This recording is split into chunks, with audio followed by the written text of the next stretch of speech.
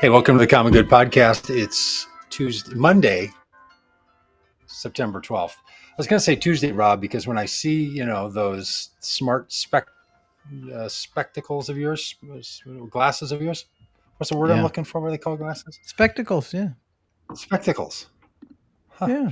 Smart spectacles of yours. I always think it's Tuesday, but it's not. It's Monday. And we're running a makeshift situation here. Dan's in a funny little spot. I'm in Washington, D.C. at a house in a funny little spot. I had to play the theme music off of my phone into a microphone. But you know what we do around here at Vote Common Good? We get it done anyway. Yep. We like to say there's two kinds of people in this world, those who get it done and those who tell you why they didn't get it done. Well, hey, I talked to a guy at the airport today, and you know what he said to me? There's never uh, there's never a traffic jam on going the extra mile. When you're going the extra mile, you're out there all by yourself. Never a traffic jam when you're That's going cute. the extra I like mile. that. I like Yeah, that the too. guy was full of these things. I mean, it was just one after the other. He had a great routine going. So anyway, I'm in Washington, D.C. Weather outside, 82 degrees, pleasant, humid still, because, we're sort of in the northern part of the South here. But I'm visiting. I don't live here, but visiting into the nation's capital. We'll talk about that more in a bit. Dan, how are things there in Michigan? Or are Well, you I'm in Indiana? actually, back in my empty house in South Bend. I had to clear out last few things and I set up shop on a moving box in an empty basement. So, Boy, we are getting it done. If you go on to the Vote Common Good or my Facebook or Twitter or Instagram profiles, you'll see my setup, which is really kind of fun. We should post all of these. yeah. Are getting it done well. And sitting in the lap of luxury, Robb Ryerse. Yeah. How are things? Yeah, I just got back from Washington, D.C., spent the weekend there, and got back about 1 a.m. In the morning, and happy to be home. I feel Yeah, I like, bet you I mean, are. Donald Trump's in D.C., I was in D.C., you're in D.C. Feels like we've got a little theme for the podcast today. Can I tell you Seems like something the that happened on the plane? I had place. an experience. I had an experience flying home that I had never had before. Was sitting in the plane, arrived from DC into Atlanta for our connecting flight, and got up and opened up the overhead bin where my suitcase was supposed to be, and it wasn't there. And I looked in the overhead bin behind the next one down, and there was a suitcase that looked exactly like mine. It was a blue, hard-sided away suitcase. Wow. And You managed to lose your luggage in the carry-on fashion. the guy in the row ahead of me took my Awesome. bag and left his. So I took his and took it up to the front and said, "Hey, I think another passenger took uh, my bag." So we went out and checked to see. I said, what?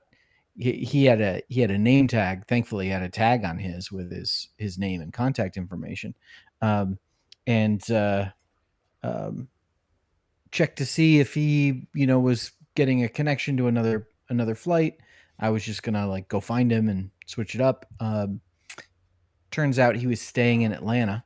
And so I began calling him on the phone number that was on his tag, and sent an email to the email address that was on his tag.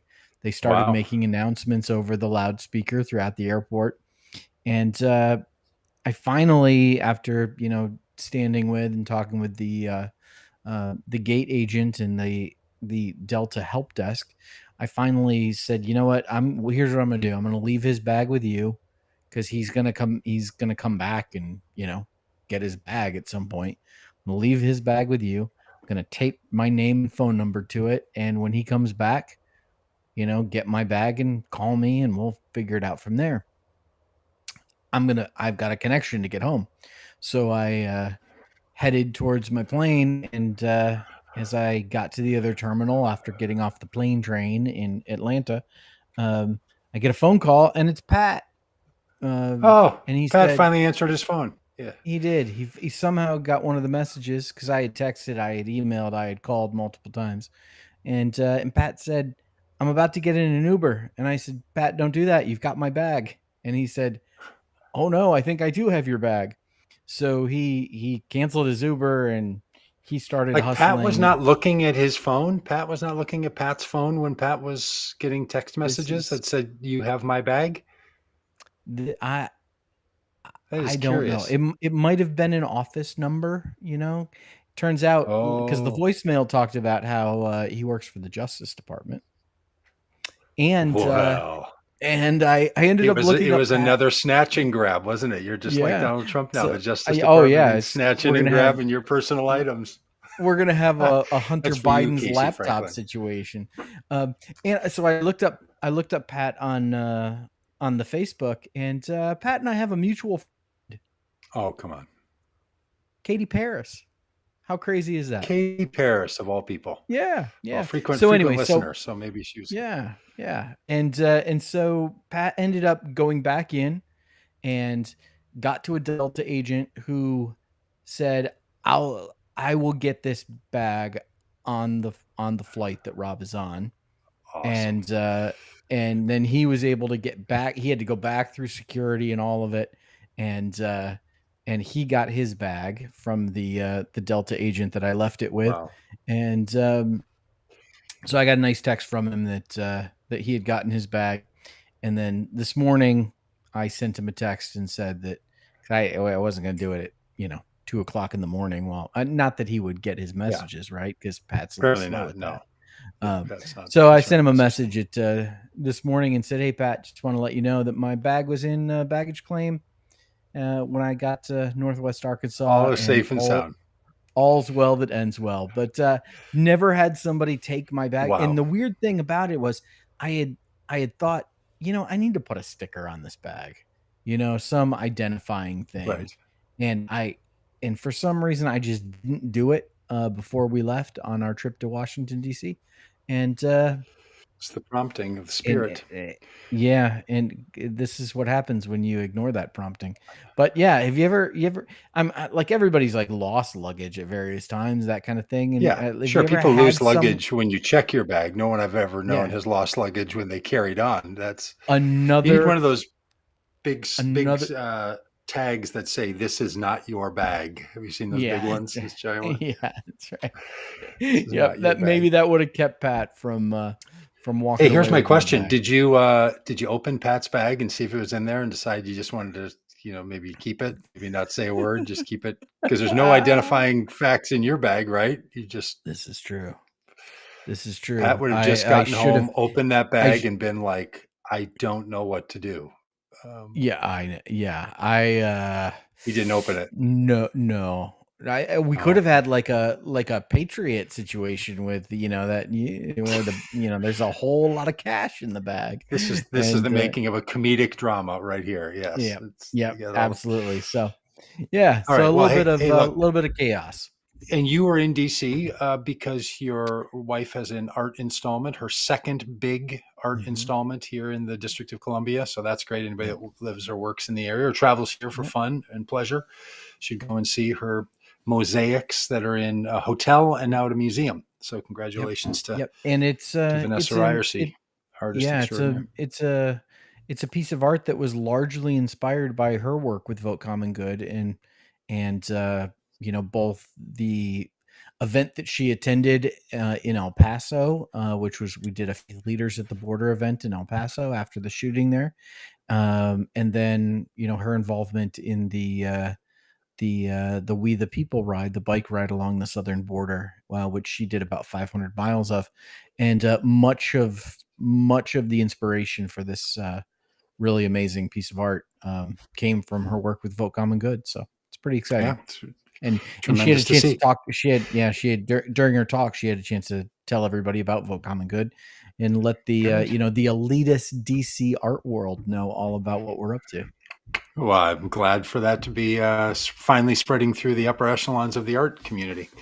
Hey, in fact, it's 1 year ago today that we started riding. We launched our event Mhm. on September 11th when we had a one-day Mhm. event around the of 2021 over in Tijuana, and then we started riding our bicycles and rode for 66 days across this country. That was 1 year ago, if you can imagine it. Wow. A documentary soon to come out about that, if we can finally get the details together for that. So keep up on all those things when you keep up on Vote Common Good.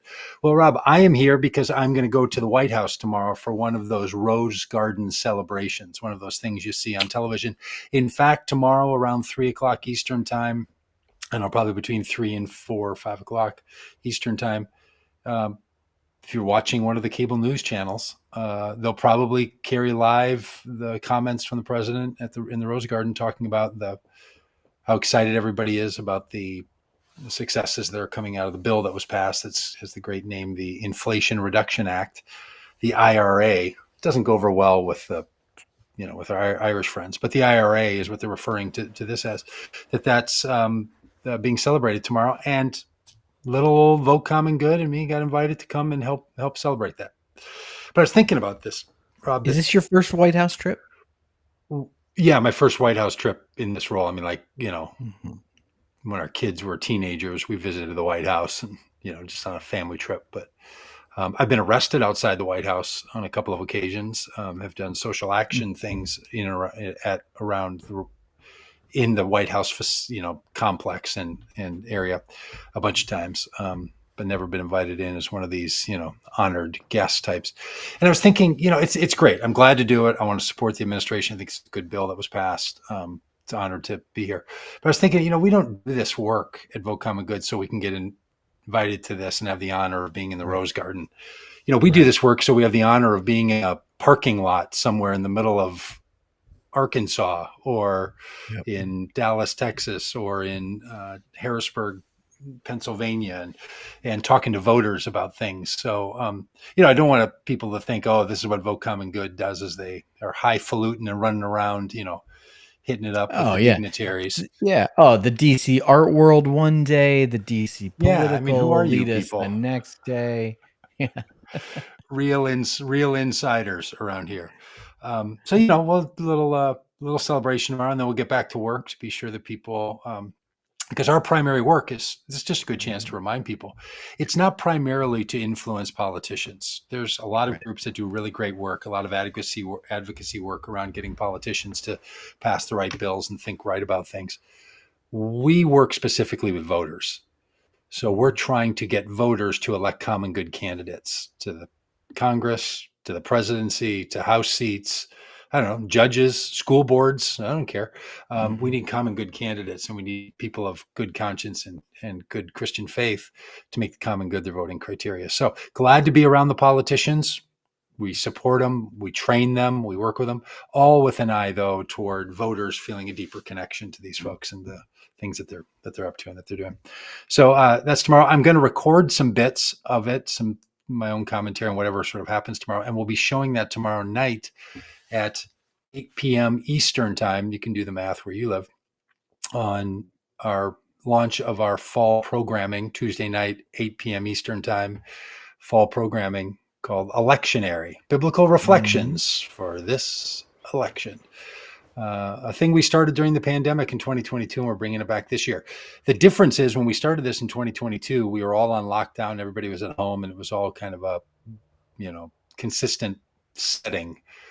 This time we're going to be out on the road. I'll be doing some bits sort of from the White House and from Capitol Hill, and other days we're going to be in Arkansas, or we're going to be in Wisconsin and Michigan, and Ohio. So we're going to be all over the place this time, trying to pull all this stuff. So keep up with us.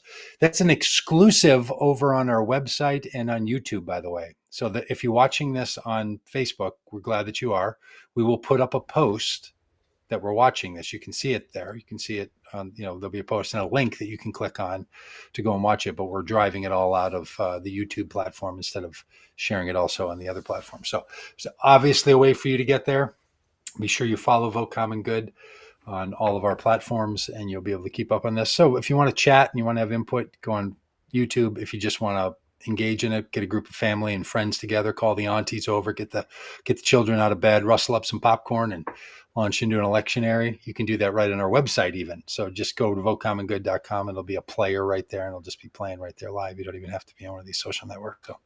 So anyway, that's all coming tomorrow from Washington, D.C. All this because we're kind of getting rolling here. I mean, our fall life is starting to hit the streets again. Billboards are up. We're out talking to voters. We're going to be out talking with candidates and voters, and so we're getting the flow on. Check our website. We're going to be in Pittsburgh next week. We're going to be in Holland, Michigan. We're going to be in Hudsonville, Michigan. We're going to be down in Little Rock, Arkansas. So we have a big country to get around, and we're going to go to bits and pieces of it as we get going. All right, a lot of background on why we're doing this all from here. Should we talk a little politics for a minute? Yeah. Well, I mean, we've talked about why I was in DC to go to an art museum. We've talked about why you're in DC to go to the White House. Doug, why is Donald Trump in DC? Have you seen this? This is trending on. This has been trending on Twitter that Donald Trump apparently made an unexpected and possibly unscheduled trip to Washington D.C. The coverage that has been made of this has shown him in golf shoes, and it seemed like it was just pure speculation. It seemed like it's a completely unplanned trip that he would show up in his golf cleats, which has people speculating. Bantering about. The two big speculations are, number one, that he is in DC because he's surrendering to the Justice Department. That was my first. Yeah. Maybe that's why, I wish Pat was back in DC instead of in Atlanta, because Pat works for the Justice Department, and maybe he was making some arrests. So yeah, there's some sense that maybe he's there to meet with Merrick Garland, the Attorney General, to surrender to the Justice Department, and something related to the pending criminal charges against him and the many investigations. Are you somehow suggesting that he's someone who might put America first and turn himself in and just put this national nightmare behind us? Because that would really be great. No. I think he's probably not an America first, put America first guy. No, probably not. I think he's a Trump first kind of person. Second big speculation is that Donald Trump is in DC to visit Walter Reed Medical Center. The facility that he visited when he had COVID. Do you remember that craziness? Yeah. Also, the facility he visited, I believe, when he had to take the mental acuity exam, which led to the wonderful man-woman television camera. No, man-woman television camera. I often my t-shirt, so I should have that down. Naming the 5 things that he's currently seeing during the interview. Yes. If you remember that, Donald Trump was not even doing a memory. Yeah. There was some. If you remember this story, there's a memory test where you're told 5 words and you have to then do some stuff, and then they ask you later what those 5 words were. And he said famously in an interview, like, I my memory's perfect. I have the best memory, only the best memory. And, he was going on and on. He's like, I would tell you those 5 words now. And he says the 5 words are man, woman, person, television, camera. Which is clearly like he's doing a TV interview at this time. It's the things in the room around him that he's looking at.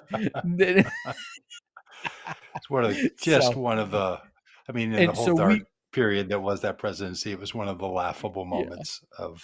So maybe he's there to re-up his mental acuity test, or to have some, pictures lately, he's not looked well. He hasn't looked well. And I thought, there was a radio interview that he did last week that I think we talked about, where he talked about how he was, paying for the legal fees of the insurrectionists and was going to pardon them. And I thought he sounded terrible during that interview. I thought he sounded old. I thought he sounded drunk. It just slurring his words. It was very strange. So maybe he's there and, to visit Walter Reed, or maybe he's there to play golf. Yeah, he owns a golf course there. Look, former presidents, former failed presidential candidates don't need to announce where they're going. He's not the president anymore. I mean, I think the third idea is that he has totally gone delusional and thinks he is the president and was just going home. Maybe he now could actually rustle the steering wheel away from the Secret Service agent and make him drive him up to the Capitol. So maybe he managed for that to happen. So maybe he's just like, an elderly person that has managed to walk down the block and ended up at the wrong house because he's not sure where he is. But short of that, doesn't have to announce that he's where he's going. Like the idea that people had no idea he was going to Washington D.C. Yeah, he's an average citizen under multiple investigations. That's all he below is. Average. He's a normal guy that lives in a beach house, and he is coming to DC, and no one should be like, well, I didn't know you were coming. I mean, what's the press like? The nosy dad that's like, well, I didn't know you kids were traveling this weekend. How come you didn't let me know? Like, just forget about this guy. He's, I'm finding myself much more like Merrick Garland's attitude. Like, hey, we're going to speak through our court filings. We'll see you in court. So he's got all kinds of things, but he's maybe got he's got some friends in town. They just wanted to catch up on from his time spent here. Hey, so you there's don't this new think book he's trying? You don't think he's trying to catch Air Force One and to get over to England to be He really wants to go to the Queen's funeral. The state delegation for the Queen's funeral. Yeah, I'm sure that's I mean, exactly what he wanted. There's so many things that it could be. But I mean, he's in DC now. He did not want to leave DC in the first place. Yeah, for sure. Yeah.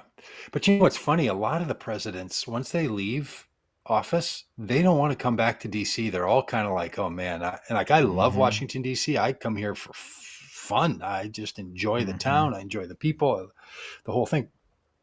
Only people that seem to really not like DC, well, that list includes all the former presidents. They're just like, oh my gosh. I think they all have trauma from having to live in the White House and under all that pressure and all the rest. You rarely see those people like, hey, let's move back to DC and just kind of hang out. They don't really. There's hardly been a one that wants to do it, and they're not all trying to give the next president space. Right? There's some reasons that they don't like it. But there's this new book coming out from a Justice Department former employee, which is another one of these just bombshell storylines. And this headline that Dan has up, I think comes from that book, reveals that Trump had vowed to stay in the White House. And I really think that part of the reason he kept the documents is because I think he's mentally not been able to let go of not being the president any longer. I really do think it's just a person he just can't move on. He still sees himself as the president, still wants people to call him that, still signs things and wants to be introduced that way. Like he's the one guy who truly was, among the worst presidents by at least, the population's choice of who they're going to vote for. And even Jimmy Carter, who didn't win re-election, and George H.W. Bush, who didn't win re-election. Neither of them found themselves hanging around the world and being like, I'm going to run again. I'm going to be president again. I'm like, it's just so unbecoming, this man, and maybe when you think, oh, I got 74 million votes, then people should have it. But that's because your opponent got 82 million votes. It was a shellacking. It's a little shocking that this guy still continues to muddle around. I don't think there's much really to talk about with what's going on with the Mar-a-Lago investigation, even though it's going to dominate this. It feels like we're 3 weeks away from however this is going to shake out. Oh, for sure. At least. Whether or not there's going to be any kind of movement, they're going to stall out with this appointment of a special master, but. The troubles facing this guy are so many. It's just outrageous. One of the reasons that this article, and particularly the headline, caught my eye is because my favorite political satire author is a guy named Christopher Buckley. He's the son of famous conservative William F. Buckley. And Christopher Buckley has written a number of books that are political satire. One of them got turned into a movie, Thank You for Smoking, if you ever saw that movie. Oh, sure. Yeah, that was based on a Christopher Buckley book, Thank You for Smoking. His book Little Green Men is hands down the funniest book I've ever read, and highly Oh, recommend it. The plot of the story of Little Green Men is basically that um, NASA invents the idea of alien abductions to keep a certain level of interest in aliens, to keep interest in aliens at a certain level so that NASA can maintain its funding. Um, and there's a like nice, a Chuck Todd, nice. Tim Russert type of guy that hosts a Sunday afternoon or Sunday morning talk show, and he gets abducted by NASA, um, and becomes a crazy person about aliens, and it's hilarious. So, anyways, so Christopher Buckley, the first book I ever read of his is a book called White House Mess, and the opening scene of White House Mess is Inauguration Day. Um, and it is at the end of Ronald Reagan's 8 years of the presidency. And the book opens with Ronald Reagan just not wanting to leave. And Nice. it's like, it's cold out. I'm tired.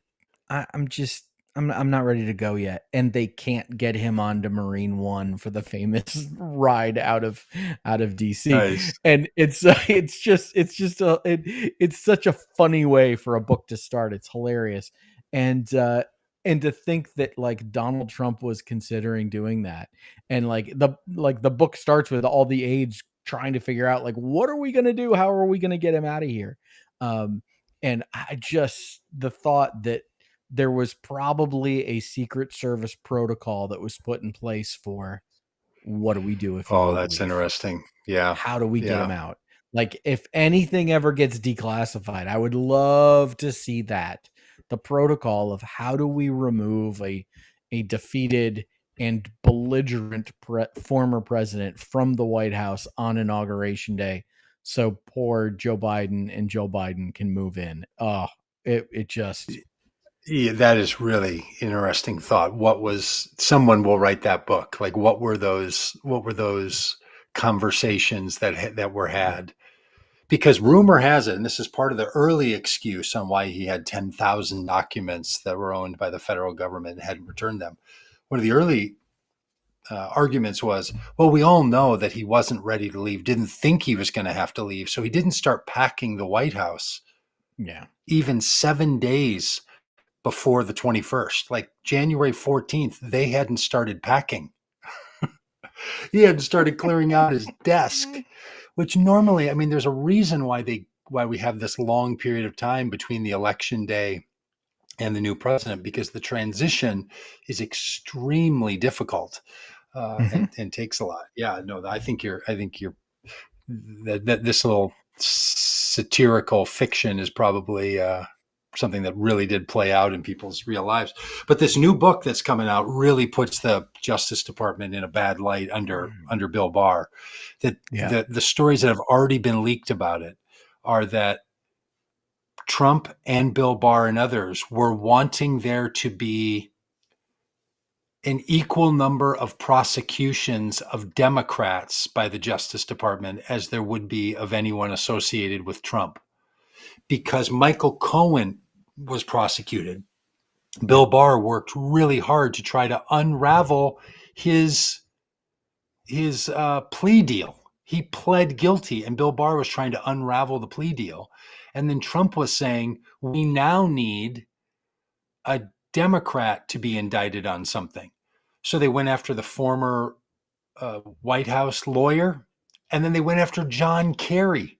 Do you remember all that Mhm. stuff about them complaining about John Kerry talking to Iran after Trump Yep. left the? You know, they tried to prosecute Kerry for the violation of some act. Maybe it's the Logan Act or one of these other acts. for interfering in international affairs as a non-government official, not because they're bothered by, someone noodling around with the Iranian government, but because they thought, well, you owe us one. As a Justice Department, you prosecuted Michael Cohen, a Republican, so now you need to give us one. This is the way the White House thought about things, the way Trump thought. And then all the people around him went along with it. That's what this book is going to articulate, is that they were doing this kind of thing as if the Justice Department is the personal hatchet man for Trump. That's why when the Trump people say for sure Joe Biden had his hands all over this investigation into the stolen documents, because they're like, that's what we did. That's what everybody does. I mean, Trump thought that stuff all along. He thought that's what Obama did. He thought that's what Clinton did. He thought that's what Bush did. He was sure that's what every president did, even though they would say, we're not doing that. It violates all of our protocols. We don't do it at all. They're like, yeah, sure you don't. Of course you do. Then he just did all of it. No one else did. No one else is doing it. And he acts as if it's just normal as, the morning sun. It's really quite remarkable. And this book, of all of them, there's people, and people believe that the reason Bill Barr is now out there hitting the stump and talking about, how Trump is really in trouble around the Mar-a-Lago documents is because Barr knows this book is coming out and it makes him look terrible. And he's tried to get out in front of it to make himself look better. Yeah. Like the devastation that has come out of the Trump administration. I know there's people who are like, well, don't worry about what he says and just how what he wrote on Twitter. Look at what he does. Okay, feel free. Look at what he does. You know what he does? Defiles the Justice Department, passes bad laws, takes documents from places that he's not supposed to have them, can't move anything forward other than judges.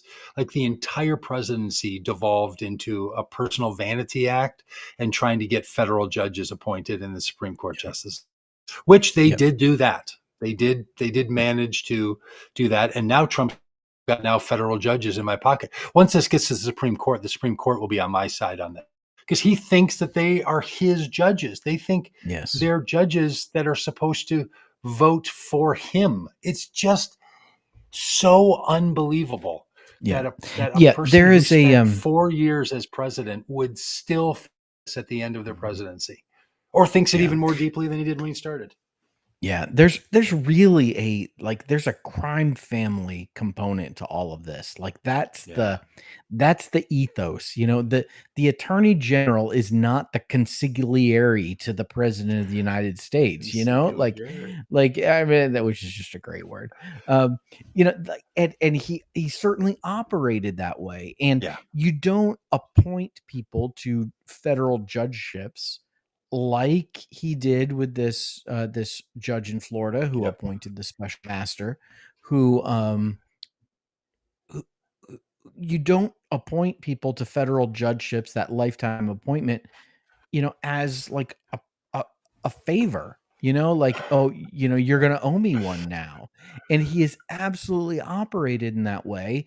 And, the terrifying thing are the other people that he's brought into that approach and that have, taken that approach. I think you're spot on about Bill Barr. Bill Barr is clearly trying to, it's a rehabilitation tour.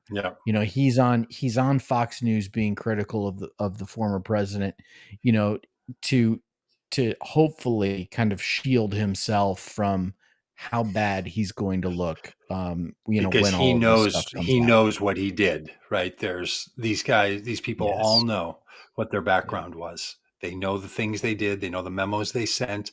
They know none of that goes away. They know it's all going to come out.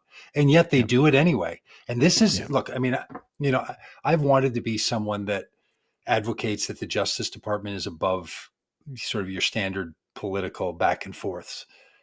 The fact that a former attorney general in Bill Barr then became attorney general again, behaved this way, just tells me having that in your pedigree, choosing to do it again, the oath you take, they don't all uphold it. That's right. It is, and this is just the horrible thing about the Trump crowd bringing their people into play, is that their dark, dark view of the world became reality. There's this phrase we use in politics a lot about something's unprecedented. It can only be unprecedented up until the point that it happens once. And then technically, it's not unprecedented, right? It's happened before. Mm-hmm. So all of the unprecedented stuff that Trump did is now made it normative. Now you can say it's abnormal. It doesn't happen most of the time, but it's no longer unprecedented. So now it's not unprecedented that a attorney general would behave as the personal strong man for the president. It's not at all unprecedented that a president wouldn't leave office willingly. It's not unprecedented that a person who's been the president had access to documents would squirrel them away into many boxes and order people to pack them up and to ship them to his beach shack and put them in his desk drawer. That's not unprecedented. That's what the last president of the United States did. And did it while he was president. I mean, think of that for a minute. And this is going to be their next argument. Here's going to be their next argument. The president can't be charged with a crime that he committed while he was president. Right. Right. So he took the Richard. documents. Yeah. So it's a Richard Nixon argument. Right. That is their argument. I mean, that's Bill Barr. Bill Barr believes that you prosecute a former president. He believes in this, the exemplary level of the presidency, which means that it's just separate from everything else and it's treated differently, as if we live in some sort of a kingdom and the king plays by a different set of rules than the rest. But in the world, the law of nature takes kings and queens, and in the United States, the law of the land takes former presidents. And but Doug, you were that sentence in front of him. Yeah, you're exactly right, though, and we have talked about this a lot, but it bears repeating. Donald Trump and so many of his cohorts, they operate like through projection. They view the world a certain way, they act a certain way, and they assume that everybody else does too. So when they accuse their political opponents of something, they are telling you, they are telegraphing, they are just laying it out there. Here's what we think. Here's what we would do. Here's what our approach would be. And so, this is just, it's just the latest example of the projection that we have seen from this whole crowd. And the Trump supporters will often say, oh, he just did it out in public what everybody else was doing in private. And they make these comparisons. I hear it all the time. I was just in a nice long conversation with a friend that's a huge Trump supporter over the weekend. And, he was just, he would say things like, well, Obama did child separation. Like, okay, no, he didn't. And if he did, let's just say for a minute he did, then why did Trump have to pass a new order? And are you saying that what Obama did was right? Is that what you're saying? So what Trump did was right? Or are you saying what Obama did was wrong and what Trump did is wrong? They're not actually saying either of those. They're just saying it's what everybody does. Everybody does these bad things. That's what politics are. And what Republicans have spent their time doing for the last 50 years, I want to argue, is trying to tell people that politicians are nothing but criminals and crooks and into it for themselves. So that has been a talking point from top to bottom within the political right, to the point that when they elect someone who's a crook, they're like, well, yeah, they're all crooks. So what difference does it make? At least this crook is on our side. Well, they're not all crooks. And not every Justice Department is run like, the back alley strong arms of a mob family, as you put it. Mm-hmm. But that's the way it's coming out more and more and more. And the number of people who kept quiet about all this when it really mattered in order to write books just continues to be befuddling to me. There is so much known about all the political nonsense and shenanigans. And look, and in this case, this isn't just Democrats and Republicans. Like, there's a list of Democrats who've done all kinds of horrible things. I'm not at all suggesting that there aren't bad things that Democrats have done that have been covered up and people don't talk about, of course.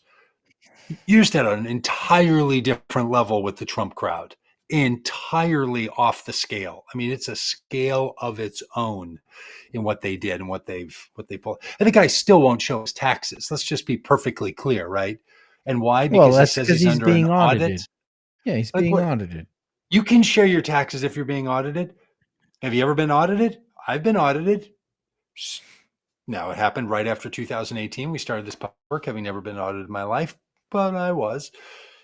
I could have shared my taxes with anybody. They don't tell you not to share your taxes because you're being audited. What does that have to do with anything?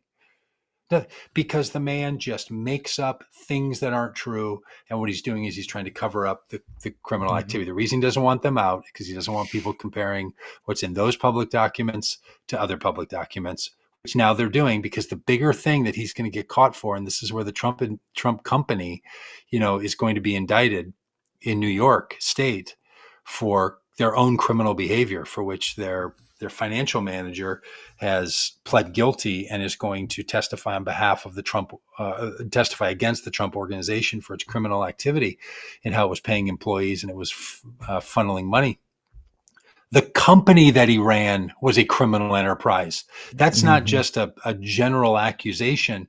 That's going to be a court determination. And it's very possible that the company could be shut down in New York. Like, one of the consequences to a company's criminal behavior is that you lose your access to be able to function there.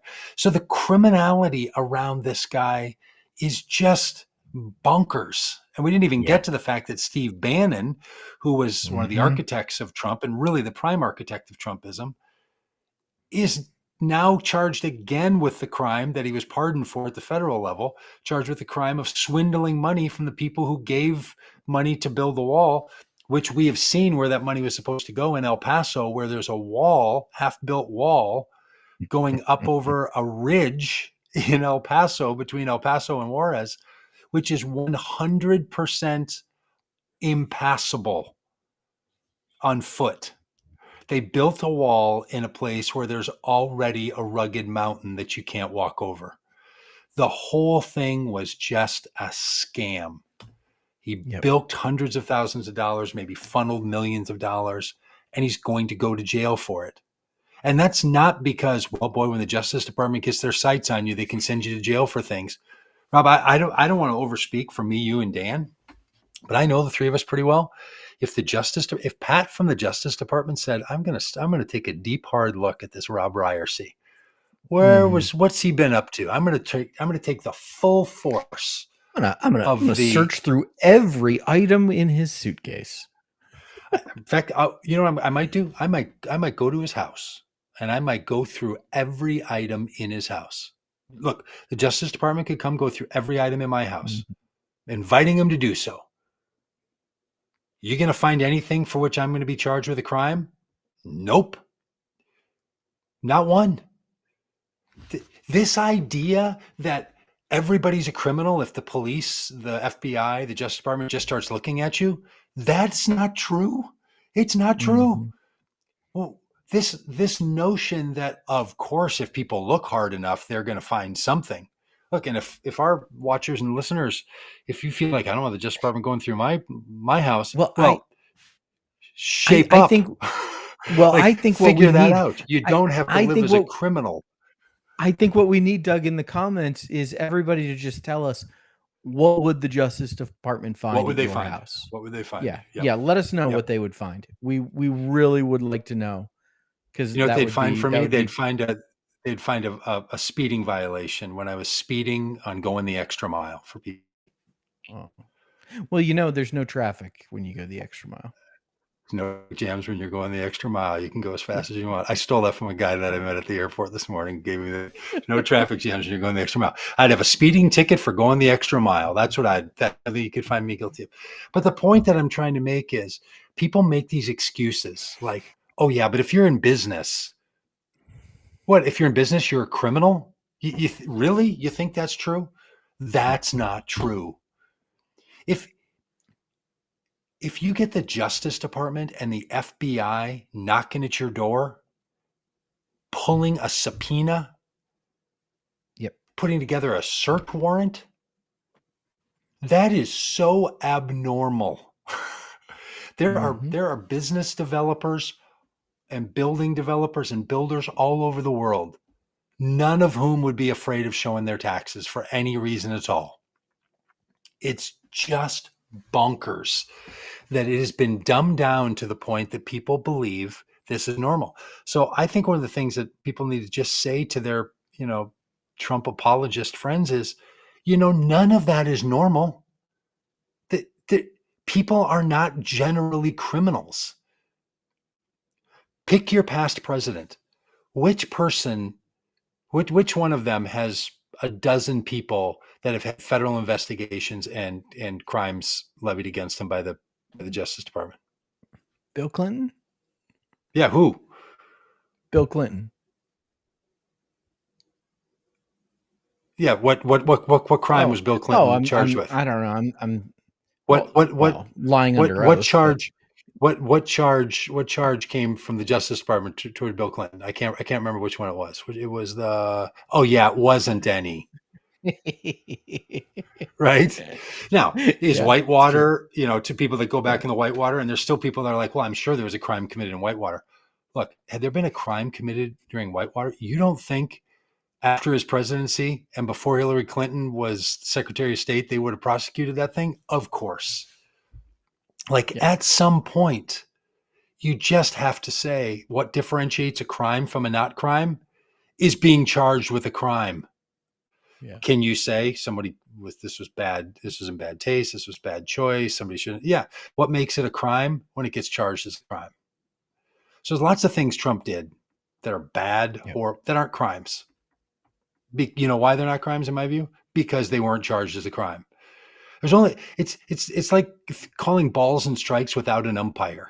There's no ball or strike without an umpire. It has to get called by an umpire for it to be a ball or a strike. There's no crime. With Trump, start naming them. Michael Flynn, George Papadopoulos, Michael Cohen, Roger Stone, Steve Bannon, that other guy with the big beard that worked with Paul Manafort, and then the guy worked with Paul Manafort. Like you naming these people, I can get to 7 just off the top of my head, and then it's going to be Trump, and then Trump's business is being charged with a crime. Like all of the January 6th people. Why do you know so many criminals? Right.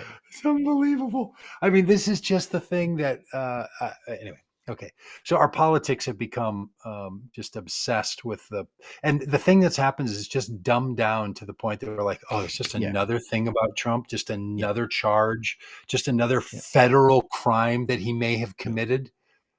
Yep. Is absolutely stunning.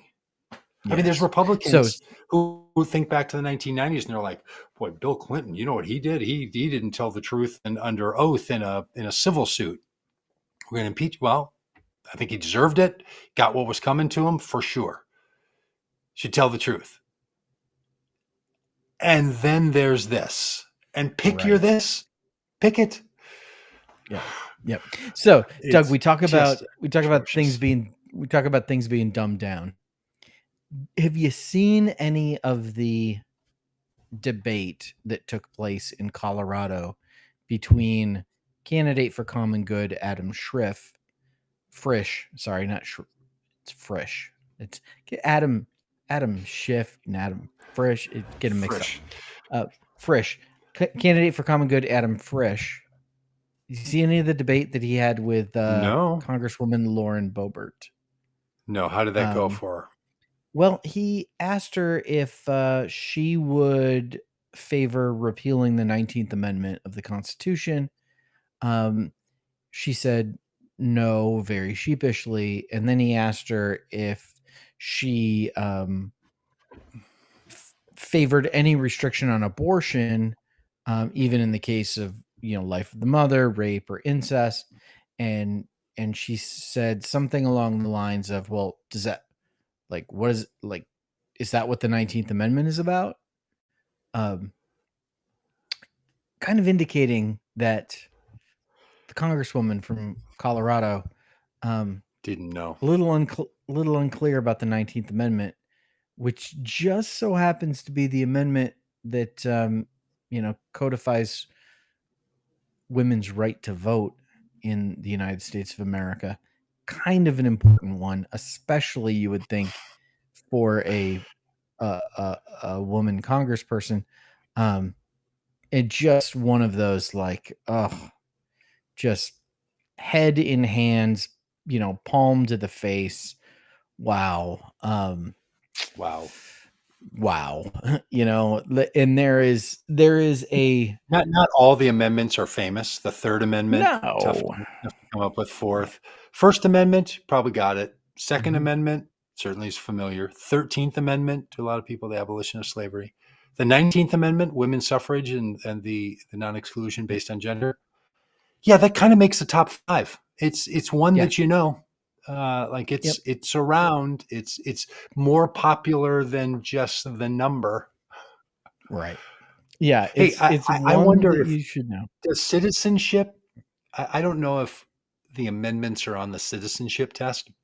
When I don't someone know. not born in the United States chooses to become a citizen, they have to go through an interview process and ask a series of questions about history and all manner of things and the function of our U.S. government. That would be an interesting test to get and to run by anybody running for Congress. Could you pass the citizenship test, especially for people who are against immigration? Or want to reduce immigration because you think that those people becoming citizens are not American enough. I wonder if they would pass that, but Yeah. it wouldn't surprise me if the 19th Amendment wasn't one of the, because I think it's a set of questions that you get asked a 5 of a collection. I wonder if the 19th Amendment isn't in there, but that would be worth raising with the Congresswoman. How does it look for Adam? Do you think Adam has a chance of replacing Lauren Boebert? It is I am that I in the past have been very bearish about to use the bull and bear thing, which I kind of have to think through in my head which is which. I've not been very I never bullish know. on the Democrats' chances in the midterms. I have thought that we were in for a Republican shellacking, and then the tide significantly changed. The Hobbs decision, overturning Roe v. Wade, is a portion of that. The really significant legislative accomplishments by the Biden administration is a part of that. The the continued shining the light on the corruption of MAGA Republicans, and Donald Trump has been a part of that. And it really feels like the tide is shifting, and I think there's going to be I'm at a point now where I think Democrats are going to hold the House and the Senate, and I think there's going to be this feels like the repudiation election to me. And so I feel like there's going to be some significant victories. This is how I feel today on September 12th. I reserve the right to change my mind by November 8th. But as I sit right now here today, if I was putting money down, I would put my money down on Adam Frisch. And you think Adam Frisch, because the tides are turned, like he's going to get a little wind at his back. Yes, that, and I mean, it has to do with who he's running against, and just the whole mood in the country. I think things are tacking in the right direction. Well, she is certainly a uniquely problematic candidate, and there's a whole set of them. Yes, sort of Gates, Madison Cawthorn, who's now out, Marjorie Taylor Greene, Boebert. They're probably going to, even if all of them lost, they'd be replaced by another batch of people who think very similarly, because there's a bunch of people who've just, have come from that wing of the Republican Party, that full on hardcore MAGA build the wall. Yeah. The Bizarro squad. Of which Trump is the primary leader of that thing. Well, that would really go to, buoy it'd be good for the people of Colorado. It'd be good for the country. And it would really buoy some of us who pay a lot of attention to such things, that someone like Lauren Boebert would be in trouble. Or is it Boebert? I never remember. Well, I pronounced it Boebert once, and it felt good, and it's Boebert. Stephen, I it's like Boebert. Boebert. Yeah, but it's just, the Stephen Colbert thing, right? Where you're kind of making. All right. Well, hey, we got some tomorrow. Check your email. Check your favorite website, vocommongood.com, for the new cast of characters from the Common Good politicians. Yep. Unveilings. Candidates for Common Good. There will be 18 new candidates for Common Good being announced tomorrow, which is pretty exciting. Takes us up That'll put us over 120. what number? Over 120. And I think we're at 37 or 38 states now. Wow. So the really question becomes, which goal are we going to hit first? My goal of 200 candidates, or your goal of all 50 states? Of all 50 states. Or is it going to be like the women's, like the ERA amendment, and we're just going to come up, one short? Painfully short. If we came up one short, what state do you think that would be? That would be short on? Which one's the one we gotta? Hawaii or Alaska? It's the ones with so few people. Mm-hmm. Why Hawaii? Just problem? Because I've spent time reaching out to candidates in Hawaii and Alaska and haven't had much luck. So, yeah. Well, there's a lot of good vibes out there. Maybe just separating yourself by being for the common good just isn't necessary. It's just good vibes all the time. That's right. Yeah, Lisa Murkowski didn't want to come over and join the crowd of common gooders. Come to her political salvation. All right. Well. Yeah. All right. That announcement's coming tomorrow, so check it out. Along with that announcement tomorrow, along with the electionary tomorrow. Very exciting stuff. Yeah. Tune in tomorrow night, 8 p.m. Eastern time, for the launch of Electionary. Find a link wherever you're watching this. Best places are on YouTube. Go over now, get signed up on YouTube, click the button that tells you to be notified when we go live. It'll take care of all that for you, send you a note. Because what you probably want is more email coming to you from YouTube. So go do that. Be glad to take care of that for you. And we'll have a little biblical reflection for this electionary. Clever. Dan, anything more from the empty house?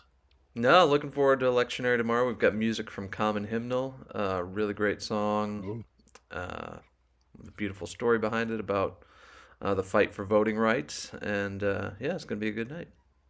Yeah, music, poetry, prayer, thoughts shared, a little glimpse from the Rose Garden. Yeah, if everything comes together tomorrow. So if nothing else, you get to see what the Rose Garden looks like from a bird's eye view. I think they let me keep my camera out there, won't they? I don't even know. I don't know. Never been to a thing like. Think they take your camera from you? I have no idea. It seems like something they do, but when I go inside a courthouse, I have to leave my cell phone and everything. Yeah, but this is a public event. This is like a celebration event. This isn't like. I don't know how they do things, I mean, the none of us have ever been excited. None of us have ever. You've never had to worry about it, have you? Invited to the White House. Didn't get the +1, so I shouldn't even raise this with you. This is not something you have to worry about. I will figure out if I can bring my camera to the White House. No, it's it's not that big of an honor, but it's kind of fun because if you're into politics, it's like a famous place. Mm-hmm. I was driving with a football fan one time, and we went to Lambeau Field, Green Bay, and they weren't even rooting for the Packers. They weren't Packers fans, Green Bay Packers fans. But just being there felt like this is just one of those places that sits in your mind as one of the football places. And, when you're into politics, the Rose Garden just, really feels like one of those spots. Speaking of football, holding up my Victory Monday mug. I need to get one for my Bears. Oh, it's why you draft a kicker in the 4th round, because sometimes you're going to need a 58-yard kick at the end of the game to win. Man. Oh, the football team from Cleveland squeezed out a victory yesterday. They did, which is why you draft a kicker in the 4th round. So I went to our little neighbor. He's in 7th grade. I went to his football game, and came down to the last few seconds. Like if his team had the ball and was trying to get a touchdown, there was like a minute 30 left, and the clock's kind of running, and then they dropped the ball on a snap, and it kind of went around, and then they fell on it, and then the clock ran out. And the parents for the team then that won started cheering in that way that was not you're cheering because someone else did a good thing. You were cheering because a 7th grade kid failed at something. Messed up. Yeah. And you could tell they were like a little uncomfortable with it. And it just was this moment where I was like, this is a thing sports does, where these adults who have 7th graders in their lives are cheering and whooping and hollering at the failure of a 12-year-old. Like, what is wrong with us? Doesn't matter. You could have let it's a victory Monday. Yeah. It's a victory Monday. You take it any way you can. Who lost? Which highly paid, soon-to-be millionaire player did not get a victory? Baker Mayfield, former quarterback of the Cleveland Browns, failed in his attempt to exact revenge. And he now plays for what team? The Carolina Panthers. So it's a I'm it's a sorry victory to all Monday. the Panthers fans, and Yeah. but it's the I'll tell you difference this. between cheering at the success of making a field goal and cheering at the failure of the other team to kick a field goal when it's a 12-year-old. Oh, absolutely. Yes. Just the worst. Yeah, no one's happy about a game ending like that. Or No, one should when a be child, happy. no. And even if you're like pleasantly surprised, you're like, well, that's kind of another thing for us because our kids won a Saturday afternoon football game, which matters for nothing. Don't cheer. Don't hoop and holler. Don't raise your voice so the kid hears it. Like all this stuff, like everything important in my life I learned while I played football. Yeah, that's what I'm afraid of, is that everything important that you learned when an adult was cheering on your failure as a 12-year-old. Hey, 12-year-old kid there in Minneapolis, you don't get to use the Victory Monday mug today. And you know who else did it? The coaches on the other team. Not like their team like made the back and the kid just dropped the ball. And they're jumping up and down and like should have just been like, hey kid, nice try. Sorry about that. Hey, like what's the matter with us? There's a proverb about that, isn't there? About not mocking someone else's failers. Yeah. Make that an electionary reflection for tomorrow. Get that in the electionary. Don't stand in the assembly of the wicked. Don't sit in the seat of the mockers. Scoffers. Yeah. Oh, scoffers. Okay. Scoffers. Well, I go with old King James because that's what I grew up. The only true. Peggy writes in the comments, "What do you expect when we tell children that they're going to burn in hell for all of eternity?" He's like, "Oh, you think the kid had a bad Saturday? Wait till he goes to church on Sunday, and then somebody tells him some nonsense like that." Way to turn up the heat there, Peggy. That's a good one. Fantastic. All right. Hey, thanks, Peggy. Thanks, Bonnie. There was another comment earlier on where I think somebody misunderstood us. Thanks, Beto. Thanks, Harlan. I thought that maybe we were just saying that only Christians are good people. When I said the thing about people of good conscience and good Christian character should do this. I was whatting the fact that Beto O'Rourke was listening in. Yeah, it's Beto. Listener. It's Beto, B-A-D-O. This is B-A-D-O, not B-E-T-O. Oh, somebody we're waiting for? All right. Well, happy Monday. Feels like a Tuesday. And we'll see everybody Tuesday. You know what you're going to know? It's Tuesday at 8 p.m. Eastern time when Electionary comes rolling your way. And if you're listening to this after that's all done, you're like, oh, I missed it. No, you didn't. Just go to our YouTube channel, subscribe, and then watch it right there. Or don't subscribe and watch it right there. Doesn't matter to us anymore. All right. We'll see you.